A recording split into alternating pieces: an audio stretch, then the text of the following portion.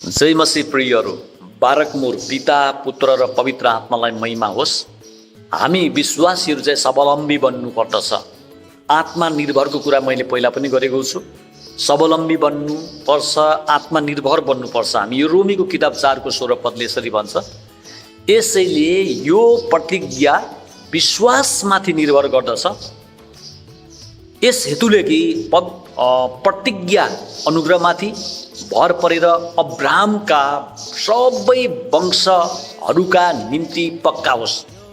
यो प्रतिज्ञा व्यवस्था पालन गर्नेहरूका निम्ति मात्र नभएर अब्राहमको जस्तो विश्वास हुनेहरूका निम्ति पनि हो, किनकि अब्राहम हामी सबैका पिता हुन् भनेर यो वचनमा दावाका साथ लेखेको छ। वचन पढ्नुहोस्, परमेश्वरको वचनमा भरोसा गर्नुहोस्, कसैसँग यति धेरै डिपेन्डेन्ट पनि नहुनुहोस् र कि तपाईँलाई जीवन जिउन नै एउटा बैशाखीको सहारा चाहियोस्। एउटा स्वावलम्बी मानिस एक्लै पनि अघि बढ्न सक्छ, अरू धेरैलाई पनि अघि लिएर जान सक्छ। प्रियहरू, जान सक्छ। स्वावलम्बी मानिसले अरूको भरमा मात्र जीवन जिएको हुँदैन। उसले कसैसँगको डिपेन्डेन्टले मात्र जीवन अगाडि लैजाँदै गरेको डोर्याइरहेको हुँदैन। तपाईँले राम्ररी बुझ्नुहोस्, एउटा हुन्छ डिपेन्डेन्ट हुन्छ, अर्को हुन्छ इन्डिपेन्डेन्ट, अर्को हुन्छ इन्टरडिपेन्डेन्ट। डिपेन्डेन्ट, इन्डिपेन्डेन्ट र इन्टरडिपेन्डेन्टको अलग अलग अर्थ लाग्छ। शब्दै अलग भएपछि अर्थ त अलग लाग्ने पनि भइहाल्यो। डिपेन्डेन्ट भनेको त्यो मानिस हो जसलाई सपोर्ट गर्ने मानिस छैन भने हल्लिन पनि सक्दैन। इन्डिपेन्डेन्ट भनेको त्यो मानिस हो जसले म एक्लै गरेर पनि देखाउन सक्छु भन्दै अगाडि बढ्छ। इन्टरडिपेन्डेन्ट भनेको चाहिँ त्यो मानिस हो जसले जे भन्छ त्यो गर्छ, मिलेर गर्छ, मिलाएर गर्छ। याद गर्नुहोस्, म यहाँ तपाईँलाई केही कुराहरू बताउन चाहन्छु। जति शक्ति सामर्थ्य तपाईँलाई परमेश्वरले दिनुभएको छ, परमेश्वरले दिएर शक्ति सम्पन्न पाउन सक्नुहुन्छ, त्यति शक्ति तपाईँलाई संसारको कुनै शासकले पनि दिन सक्दैन, कुनै व्यक्तिले पनि दिन सक्दैन।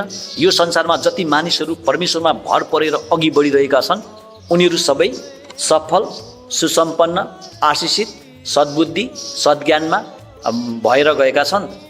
ती मानिसहरू इन्टरडिपेन्डेन्ट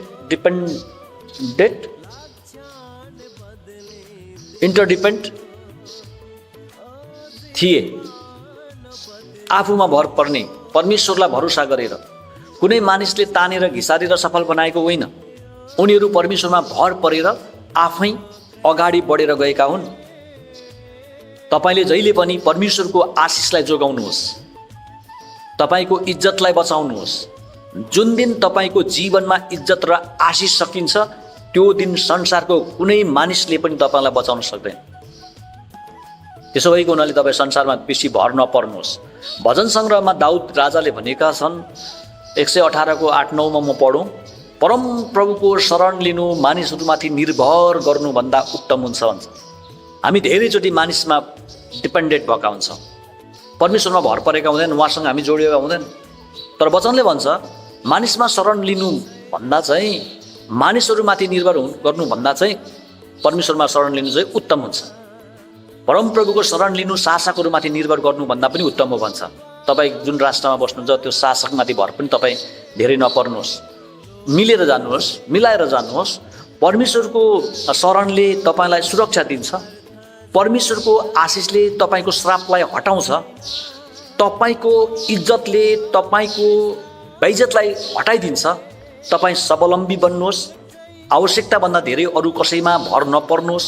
सही र सत्य काममा सधैँ लाग्नुहोस्, परमेश्वरको काममा अगाडि बढ्नुहोस्। जबसम्म तपाईँसँग परमेश्वरको आशिष रहन्छ नि प्रियहरू, तबसम्म तपाईँको इज्जत पनि हुन्छ। आशिष र इज्जत हुँदासम्म त धन दौलत, साथी भाइ, इष्ट मित्र, सम्पूर्ण मान्छेहरू तपाईँको वरिपरि नै हुन्छन्। तपाईँ स्वावलम्बी बनेपछि, आत्मनिर्भर बनेपछि तपाईँको भ्यालु पनि बढ्न थाल्छ। तपाईँले कुनै काम गर्दा तपाईँको गुरुलाई, अगुवालाई सोध्नुहोस्। यो डिपेन्डेन्ट भनेको चाहिँ उसलाई सोधेर मिलाएर जाने, भित्र पनि भर पर्ने, उता पनि भर पर्ने हो। सोध्नुहोस्, तर अन्तिम निर्णय चाहिँ आफै गर्नुहोस्। अगाडि जान आफै हिँड्नुपर्छ। सल्लाह अरूसँग लिन, गुरुसँग लिन राम्रो हो, अगुवासँग लिनु राम्रो हो, धेरैजनाको विचार लिनु अझै राम्रो हो। यस्तो कार्यले तपाईँको बुद्धिमा विकास हुँदै जान्छ।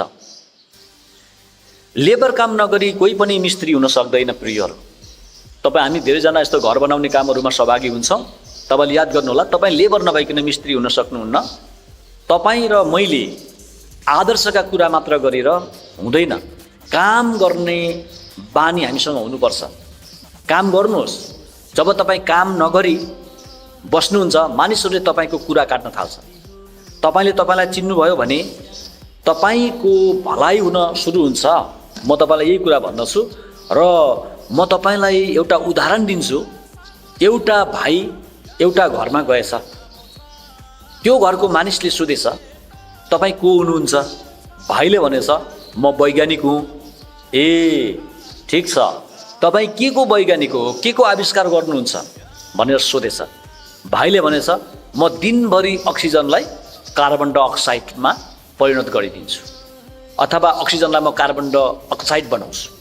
हामी मध्ये धेरैजना यस्तै गफ चुट्दै हिँड्ने, त्यो गफको कुनै तुक नभएका मान्छेहरू भएका हुन्छ।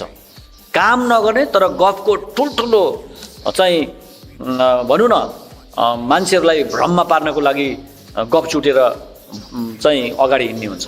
म तपाईँलाई अर्को एउटा उदाहरण दिन्छु प्रियहरू। तपाईँ यो उदाहरणले तपाईँलाई यो मैले भन्दै गरेको कुरा बुझ्न सजिलो होस् भनेर मैले बताउन चाहन्छु। तपाईँले तपाईँतिर हेर्नुहोस्, अरूतिर नहेर्नुहोस्।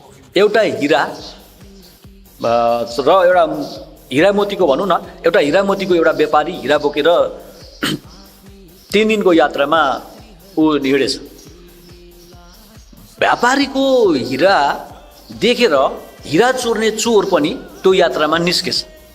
बेलुका खाना खाएपछि चोर छिट्टै सुतेछ हेर्नुहोस्, किनकि उसले त राति उठेर हिरा चोर्नु छ। हिरा व्यापारी आनन्दले बसिरहेको रहेछ। चोर निदाएपछि आफ्नो हिरा लगेर चोरको गोजीमा लगेर हालिदिएछ हिरा व्यापारी, र हिरा व्यापारी सुतेछ। राति 2 बजेतिर चोर उठेर हिरा व्यापारीको सबै गोजी, झोला, उहाँको सम्पूर्ण लत्ता कपडा छामछुम गर्यो। हिरा त भेटिँदैन। उज्यालो हुन आँटिसक्यो। चोर सुत्यो। अब गएर चोर सुतेपछि हिरा व्यापारीले चोरको गोजीमा राखेको आफ्नो हिरा झिकेर आफ्नै गोजीमा राखेछ। दिन यस्तो कुराहरू भयो। 3 दिनसम्मको यात्रामा यही क्रम चलिरहेछ। 3 दिनपछि यात्रा सकियो। चोरले अचम्म मानेर भनेछ, तपाईँ त मेरो पनि गुरु हुनुभयो। तपाईँले मलाई यति भनिदिनुहोस्, यो 3 दिनसम्मको यात्रामा तपाईँले यो हिरा कहाँ राख्नुभएको थियो? मलाई यति भनिदिनु मात्र कि अबदेखि म जीवनमा चोर्ने काम बन्द गरिदिन्छु। अनि हिरा व्यापारीले भनेछ, तपाईँले मलाई मात्र हेर्नुभयो, आफूलाई हेर्नु भएन। अरूलाई नहेर्नुहोस्, आफूतिर हेर्नुहोस्। अरूलाई भन्दा धेरै आफैलाई हेर्नु। अरूलाई हेरेर हिँड्दा आफूसँग भएको कुरा गुम्छ भनेर भन्दैछ। हामी मध्ये धेरैजना अरूलाई हेरेर हिँड्छ, आफूलाई हेर्दैनौँ। त्यो चोरले उसैलाई छामेको भए, उसैतिर हेरेको भए हिरा उसको हुन्थ्यो। तर खालि चोर उता अरूलाई हेर्ने हुँदाखेरि न उसको भयो न उसले पायो, उसको यात्रा बेकार भयो। अरूलाई भन्दा बढी म तपाईँहरू सबैलाई भन्छु, आफूलाई हेरौँ। हामीहरू सबैजना स्वावलम्बी बनौँ। परमेश्वरले हामीहरू सबैमाथि दया गर्नुभएको होस्। जय मसीह बारक मुर।